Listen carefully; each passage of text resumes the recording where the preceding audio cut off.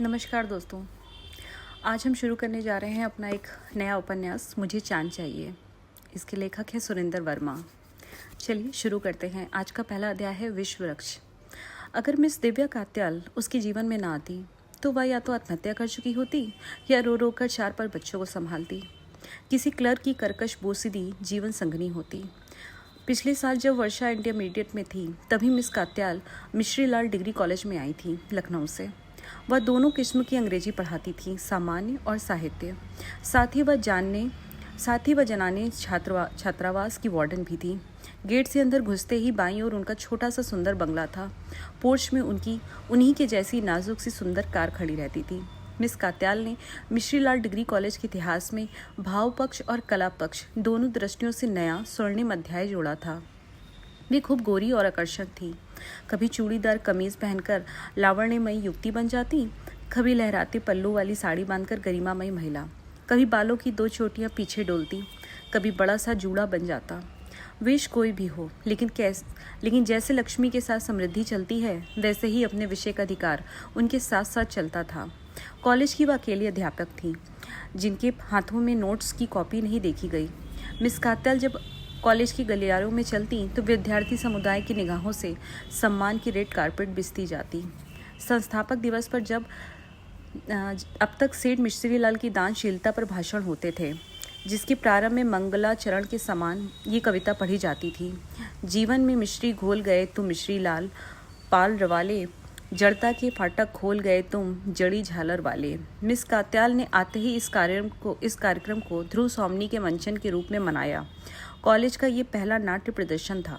शहर के मुख्य बाजार में नारी श्रृंगार निकेतन के बाहर रखा पोस्टर उत्सुक आंखों की बंधनवार से शोभित होने लगा। शहर जो एक सलोनी युवती की कुशल कार चालन से चौंका हुआ था, इस नाटक के प्रदर्शन से स्तब्ध रह गया। मिस कात्याल की प्रसिद्धि मिश्रीलाल डिग्री कॉलेज की सीमाएं पार करके नगर को आलोकित करने लगी। ये वर्षा वशिष्ठ के जीवन का बेहद संकटकालीन दौर था। पिछले महीने से उसकी ब्रा का साइज और बढ़ गया था। उसके शरीर के अंग तथा कटाव और मांसल और मुखर हो रहे थे। दिन पर दिन तीखी होती हुई समस्या ये थी कि देह के इस निखरते वसंत का उसके मन की ऋतु से कोई तालमेल नहीं था। उसके मन में लगातार शोक गीत बजते रहते थे।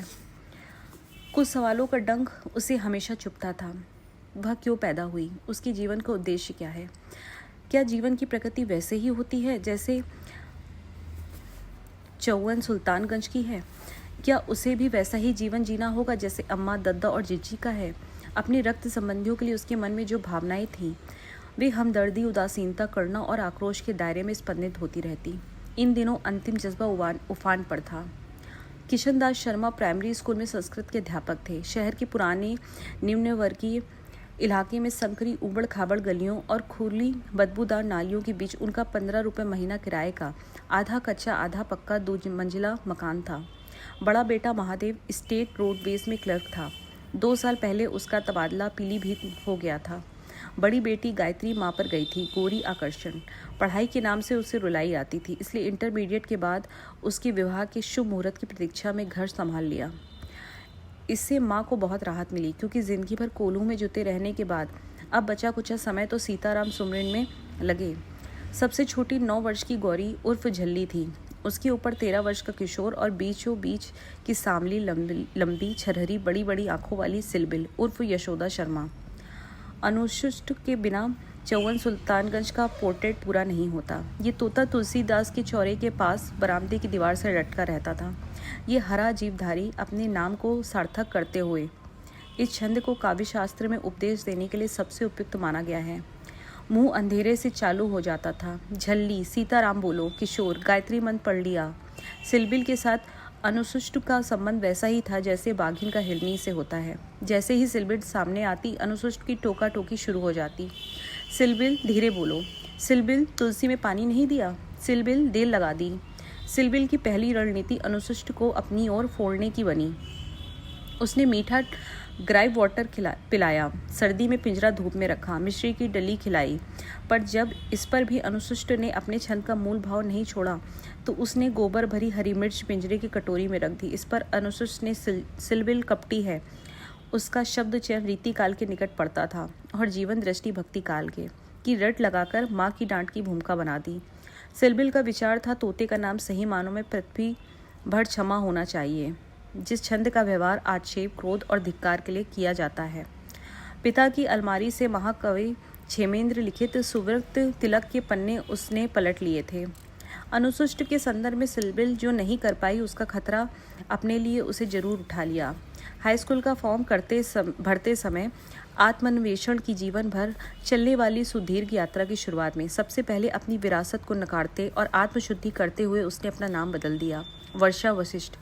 सिलबिल का घरेलू नामकरण तब किया गया था जब वह कुछ हफ्तों की थी। लगभग 3-4 साल तक उसने अपनी संज्ञा की सार्थकता बनाए रखी। चलते समय उसकी चड्डी फिसलती रहती थी। फ्रॉक से ही अचानक वह आई नाक पोंछने से उसे कोई परहेज न था और कुछ नीचे गिराए बिना उसके लिए खाना पीना मुश्किल था। लेकिन 5 की उम्र तक धीरे धीरे सिलबिल ने अपने संबोधन को निरर्थक सिद्ध कर दिया। समय के साथ साथ शर्मा जी को इस बात का एहसास हो गया था कि यशोदा और बच्चों से भिन्न है।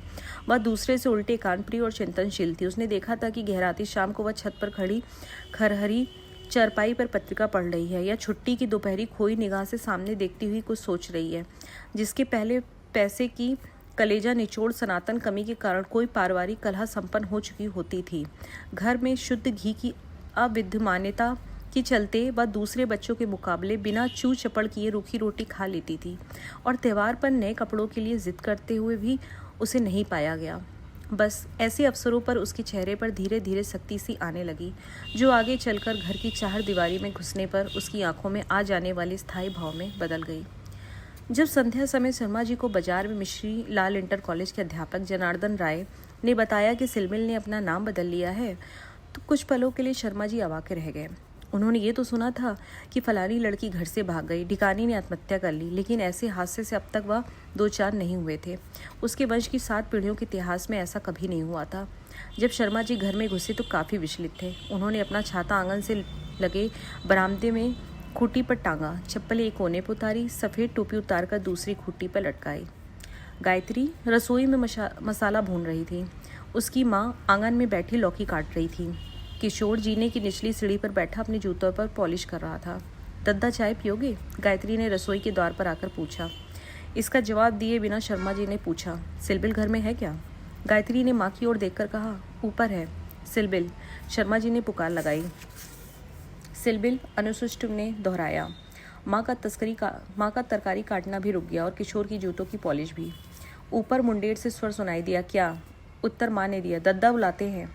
शर्मा जी दरी पर बैठ चुके थे। उन्होंने बगल में रखा तंबाकू का डिब्बा उठा लिया। सिलबिल सहजता से नीचे आ गई। क्या है? शर्मा जी ने उसकी ओर देखा। रंगमंच की शब्दावली में नाटकीय सक्षमता थी। शर्मा जी को ये पता नहीं था कि आने वाले समय में सिलबिल ऐसे अनेक अवसर सुलभ कराएगी। तुमने अपना नाम बदल लिया है? सिलबिल ने अपराध भाव से नीचे नहीं देखा। वह पूर्ववत सामने देखती रही। हाँ। उसका सर स्थिर। काहे? मुझे अपना नाम पसंद नहीं था। पल भर की चुप्पी रही। अगर हाई स्कूल में नहीं बदलती तो आगे चलकर बहुत मुश्किल हो जाती। अखबार में छपाना पड़ता। सिलबिल ने आगे जोड़ा, वैसे ही समतल स्वर में। इस नाटकीय दृश्य के तीनों दर्शक भी अवाक थे, जैसे मंत्र बुद्धि से बाप बेटी को देखते जा रहे थे। जब शर्मा जी ने सिलबिल को पुकारा तो माँ और गायत्री के मन को आशंका काँप गई। किशोर भी मन ही मन सिहर उठा। सिलबिल ने किया कारण स्पष्ट होते ही आतंक तिरोहित हो गया। माँ और गायत्री ने छुटकारे की सांस ली। तुम्हारे नाम में क्या खराबी है? पिता ने कड़वे स्वर में पूछा। अब हर तीसरे चौथे के नाम में शर्मा लगा होता है। मेरी क्लास में ही 7 शर्मा हैं। और यशोदा? घिसा पिटा दकियानुसी नाम। उन्होंने किया क्या है? क्या था सिवा कृष्ण के को पालने के? सिलबिल ने पिता की ओर देखते हुए पल भर का विराम दिया, फिर उपसंहार कर दिया। यशोदा शर्मा नाम में कोई सुंदरता नहीं। कालांतर में ये उद्गार चौवन सुल्तानगंज में वैसा ही ऐतिहासिक माना गया जैसे राष्ट्रीय स्तर पर भारत छोड़ो और तुम मुझे खून दो, मैं तुम्हें आज़ादी दूंगा और स्वतंत्रता हमारा जन्म सिद्ध अधिकार है आदि माने गए थे। माँ की समझ में बात थोड़ी सी ही आई। बस इतना भली भांति उजागर हुआ कि मुद्दा उनके अधिकार क्षेत्र से बाहर है। सिलबिल की बारीक सोच और तर्कशीलता के लिए गायत्री के मन में उसके प्रति कौतूहल भरा स्नेह जाग गया तथा किशोर के मन में आदर भरी श्रद्धा। इस एक पल ने दोनों भाई बहनों के मन में सिलबिल थोड़ी ऊंचाई पर प्रतिष्ठित हो गई। पिता ने सपने में भी नहीं सोचा था कि ये बित्ते भर की छोकरी नाम की सौंदर्य बोधि विश्लेषण करके उनकी हथेली पर रख देगी। नाम जैसी सरलता से स्वीकृत चीज़ों के प्रति ऐसा नया दृष्टिकोण उन्हें तिलमिला गया। पर नाम से जाति का अता पता तो मिलना चाहिए। वशिष्ठ हमारा गोत्र है, उससे ये तो मालूम हो ही जाता है कि हम ब्राह्मण हैं।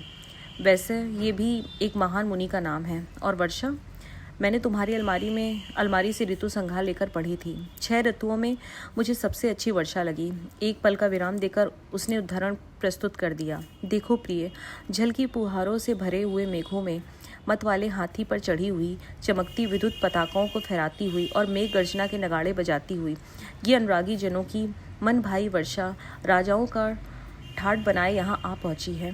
यहाँ थोड़ी सरलता बरतते हुए सिलबिल ने कालजयी काव्य पंक्ति में प्रिय को प्रिय में बदलकर अपनी समझ में बालक वृंद के साथ जोड़ दिया था और कामी जनों की जगह अनुरागी जनों की दस्तदाजी कर दी थी। इसका कारण सयानी बेटी के लाभार्थ साहित्य को ओढ़ देने वाले पिता की सेंसर दृष्टि थी। 2 साल पहले मेघदूत का पाठ करते हुए सिलबिल ने भूली जिज्ञासा की थी, दद्दा, आलिंगन का मतलब क्या होता है? कालांतर में सिलबिल ने माँ के आराध्य सीताराम को धन्यवाद दिया कि नखछत, अभिसारिका एवं सितकार जैसे विध्वंसक शब्दों ने उसकी भाववृत्ति को नहीं कुरेदा। पिता अचकचा गए, अटक कर बोले, पारिवारिक जनों का बच्चे को गले से लगाना। इसके तुरंत ही बाद पिता ने पूरी कालिदास ग्रंथावली में पेंसिल से काट कर दी और सिलबिल की ओर देखे बिना कहा, अभी कुछ शब्द तुम्हारे लिए उपयुक्त नहीं है। ऋतु संहार का नाम सुनकर पिता अवाक रह गए। कवि कुल गुरु के कृतित्व को वह भारतीय वाङ्मय का स्वर्णिम शिखर मानते थे। चौखंबा सुर भारती से छपी ग्रंथावली उसके अलमारी के ऊपर खाने में गीता के पास शोभा पाती थी। पल भर का विराम देकर सिलबिल मुड़ी और ऊपर जाने लगी। उसकी पश्चात सुनते हुए पिता गहरी सांस लेकर धीरे से बोले, कवि कुल तिलक ने ठीक ही कहा है, अपने हाथ से सींचे हुए विष वृक्ष को अपने ही हाथ से कोई कैसे काट दे।